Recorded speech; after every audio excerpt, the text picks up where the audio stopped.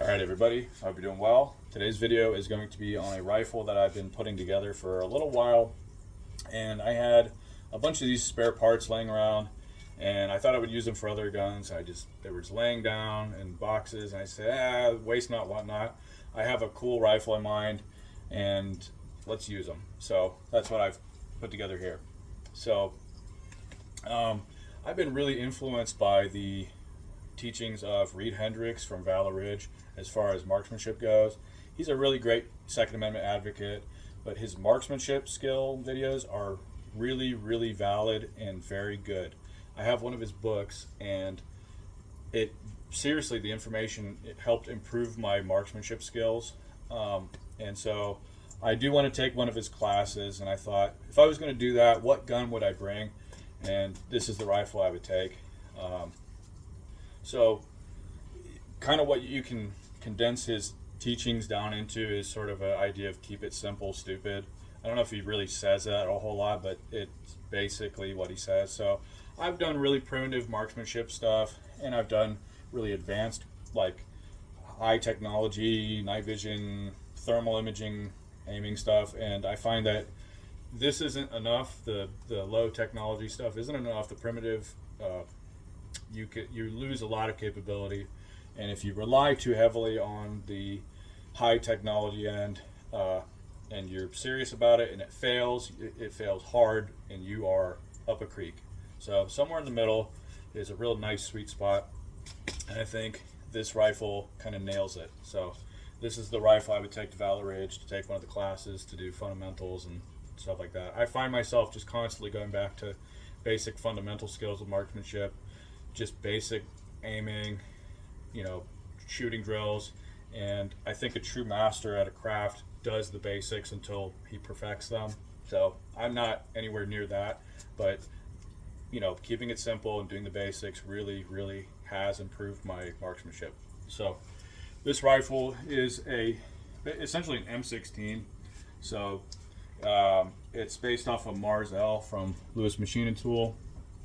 I've used an M16A1 type buttstock. This is the A1 length. I find it's a much more comfortable length of pull.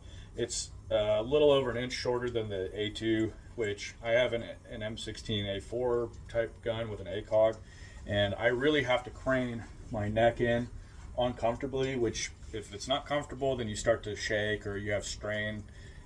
It's just much better to have a comfortable setup. I find the A1 length to be basically the same as if I have a carbine stock. I pull it all the way out and then slide it in one. That's kind of where I'm comfortable. I really like the A1 stock. It's very robust. This has a metal trap door, and it's a good length of pull, especially for what I've got here. The lower receiver is just a Mars L lower receiver from Lewis Machine & Tool. It's got all your ambi controls, so I don't have to break my firing grip for like doing fast reloads or anything. Flared mag well, so it makes it easy to pop mags in and out. It's mirrored on both sides, so I can do left or right-handed. This gun is fully ambidextrous, so I can control it left or right-handed. Even the sling I can put on left or right. So I used a Radian charging handle because it's really good on gas, because I will suppress this rifle. I just haven't figured out which of my suppressors I want to use. But this charging handle is real big claws, so you can grab it, rip it, and grip it. I went with the monolithic rail upper, so the upper receiver and the handguard are one piece with a quick change barrel system. I like that, specifically for barrel maintenance. So I find it's a lot easier to take these LMT barrels out and clean them thoroughly out of the gun than it is to try and get a cleaning rod in through the back, and it's a lot easier to take the thing out and then focus on cleaning it when I do clean the barrels. And because they pop in, they can re-zero off the same barrel with your irons and optics. I have found no point of impact shift from my other LMTs when doing that. I experimented with it, and it goes right back in. So as long as you have the same barrel, these come in and out, and it's just like an AUG. It just re-zeros. So I went with the 13, I think a 13 and a quarter quad rail because it's more robust, and I don't have to attach M-lock pieces to it. So everything on here is just bolted straight to the receiver, including the iron sights. So it's a lot more rigid and robust of a thing. It is a little heavier, but not by a whole lot. I mean, like, it's really handy. So it's not too bad. I have basically the equivalent length upper, but an M-lock on a different gun, and I really like it. It's very, very lightweight. This is more rigid and robust. So I wanted to use iron sights because it's a time-tested, rugged, reliable way to sight down your rifle. I went with the Daniel Defense fixed iron sights. And again, I will actually be taking this iron sight off and replacing it with a pin-on front sight from Small Team Supply. He's making ones at some point that fit government profile barrels or like regular AR barrels. So it'll be all the way out here. It'll basically it'll add a third of length onto my sight radius. So from here to here is a big long sight radius, but from here to here is a huge sight radius. So it'll help me accurize a lot more when I'm aiming iron sights with this thing, because my front sight will be all the way at the end of the barrel. It'll essentially be the same kind of M16 sort of wings and a post, but just out here. I will take this piece off and use it for a different gun. I still want to maintain the ability to fight in the dark, so I have a flashlight. This is a Surefire Scout Mini, and a pressure switch. This is a 07 pressure switch that just clamps on. This clamp is actually really tight, and it holds the switch in really nice. I don't even need anything in the front like a tie or anything. I have the wires kind of bound up with LaRue wire clips, and it's a really good method for just having a light, and I can use it either hand, no problem. I got Knight's Armament rail panels. I have a 2-slot one here, 11 slot on 3 sides up in the front, so I can hold it here or back here. I don't burn my hand on a hot quad rail. The optic I chose is a T2 Aimpoint. They're my favorite red dots. They're just really good. I have a Knight's Armament double battery cap. I took this off my MP5, put it on here. I find the MP5 is just good to go with its iron sights and a flashlight. You don't really need a red dot. So this allows me to do passive aiming with night vision. Even at this funny rearward mounting spot, my PVS 14 has plenty of space to like not knock into anything, so I can do passive aiming with this, no problem. I don't really want to use a laser on this because I find that if I'm out in the field and I need to depend on a laser, it will draw a line of sight back to me with peer-to-peer, and I don't want to risk that. I find lasers basically to be only valid for in the house or in a building scenarios. So my house gun has a laser on it, like a visible laser and an IR laser. So I would turn that on so I don't have to shoulder the rifle. I can just kind of aim like this, and wherever I'm pointing the dot, it will hit. For something like this, I don't want to draw a potential line back to me with a peer-to-peer situation. I want to have it like just as discreet as possible. So passive aiming is kind of what I'm doing with this. I will have like lens caps for the flashlight and the little red dot, but I don't need to have a laser on this for it to be effective in the field. People have been doing non-laser shooting for decades, and they could fight in the dark, not a problem. It does make it easier with a laser, but again, I don't want the risk of like, hey, what's that line? You know, people with night vision being bad guys to me. I don't want them to see that. It's some kind of grid down situation. I don't want to risk that. This is laser free. So, and I've gotten really skilled at passive aiming, so I have no issues with that. The other thing this red dot does is allow for quick shooting close ranges.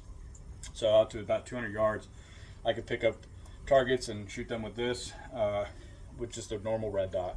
The battery will basically last like 8 years. They're simple watch batteries, and when the grid goes down, if I can't get supplies for it, I just chuck it off because it's a QD mount, or if I need a maintenance or whatever.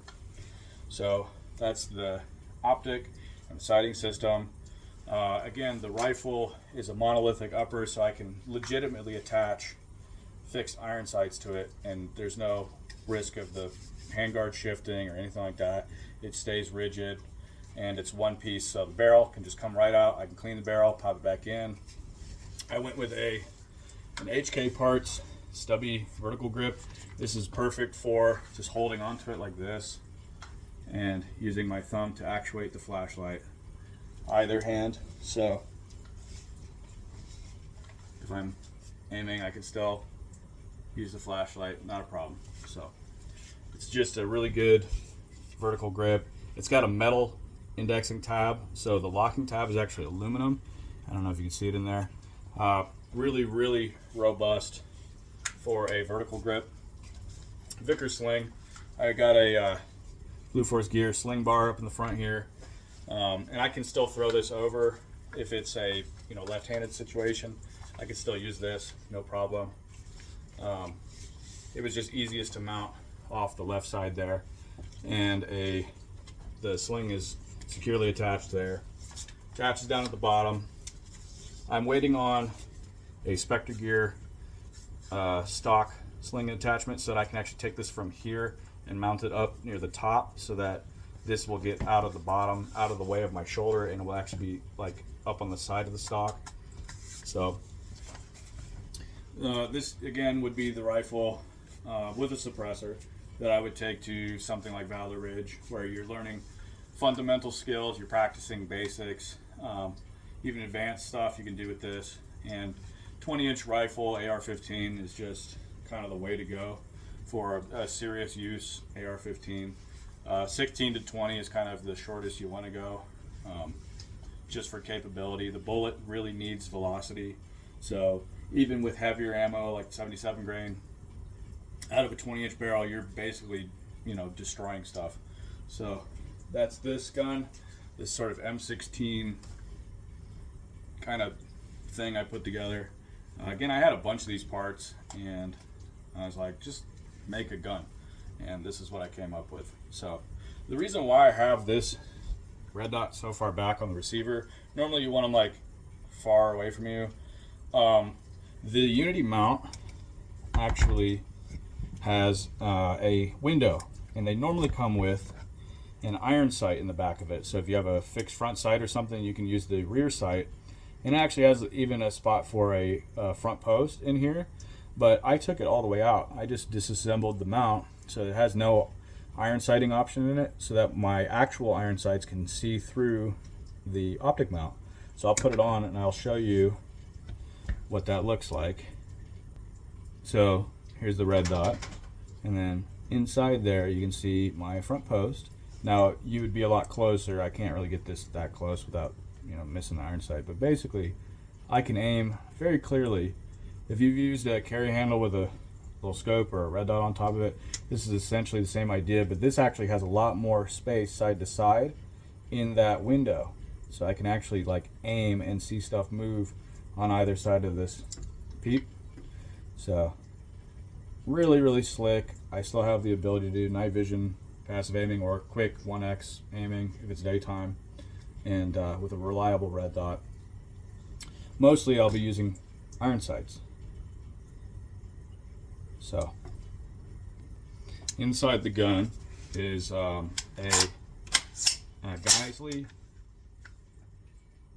enhanced reliability carrier, and I picked this bulk carrier specifically because it is extremely easy to clean, and it has the design parameters to be able to handle M855A1, which is a very high pressure 5.56 loading. So it has a really durable metallurgy and a very easy to clean compared to like phosphate and chrome line. It's very easy to clean. I can shoot this all day and just wipe it basically with a towel. I don't even need solvents most of the time. This carrier came out of a URGI, so it's a legit like bolt carrier from a URGI upper. So that's what I chose for this. Went in perfect. It actually headspaces. So I know like you'd think that mil spec components would like headspace, no problem. I still check it, totally fine. So that's this M16 thing that I put together. It's a musket, but I'm very, very partial to 20-inch barrel AR-15s. I think it's just the way to go. If you're serious about like a bad time fight gun, 20-inch gun will really, really lay the smack down on people, or vehicle, or whatever you're fighting against. If it is a fight, or burglars or whatever, if you have enemy in the field, this is the way to go. So thanks for watching. Bye bye.